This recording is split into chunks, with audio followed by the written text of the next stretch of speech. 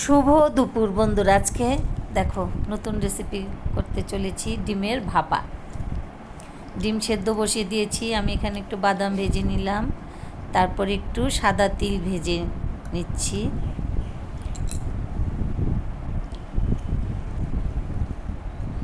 তারপরে আমি দেখো একটু তেল গরম করেছি। এখানে আমি পেঁয়াজ আর কাঁচা লঙ্কা ভেজে নেব,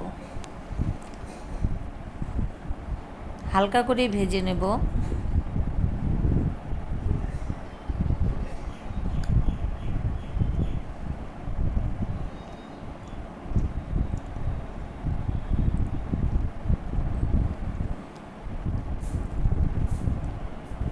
দেখো এখন আমার ভাজা হয়ে গেছে। এই দেখো এখানে আমি নিয়েছি বাদাম, কাজু বাদাম, তিল, পোস্ত, সর্ষে আর সেই পেঁয়াজ কাঁচা লঙ্কা ভাজা, সব একদম মিক্সিতে পেস্ট করে আনবো। তারপরে দেখো ডিমে নুন, হলুদ আর একটু লঙ্কার গুঁড়ো দিয়ে তারপর আমি এগুলো একটু লাল করে ভেজে নেব। তারপরে এখানে দেখো আমি বাটা মশলাটা সব রেখেছি। স্বাদ মতো নুন দিয়ে দেব আর একটু হলুদের গুঁড়া দিয়ে দেব। তারপরে কাঁচা সর্ষের তেল দেব, দিয়ে ভালো করে গুলে রাখবো। তারপরে দেখো আমি ডিমগুলো ভেজে নিচ্ছি।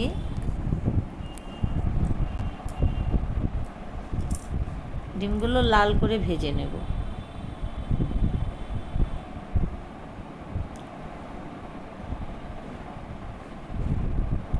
তারপরে দেখো আমার ডিম ভাজা হয়ে গেছে।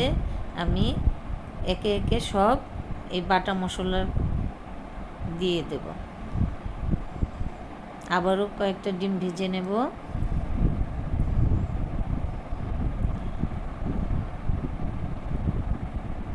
বন্ধুরা, এই রেসিপিটা যদি ভালো লাগে তাহলে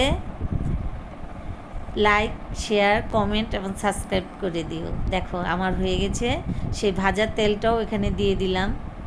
তারপরে কয়েকটা কাঁচা লঙ্কা দিয়ে দেব। তারপর একটু নেড়ে চেড়ে ঢাকা দিয়ে দেব। এখন আমি একটা কড়াইতে জল বসিয়ে দেব। তারপরে নিচে একটা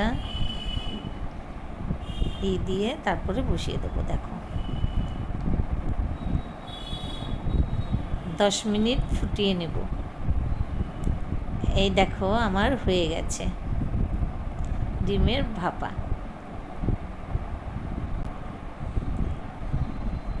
আজকের রেসিপি এই পর্যন্ত। দেখা হচ্ছে পরের রেসিপিতে।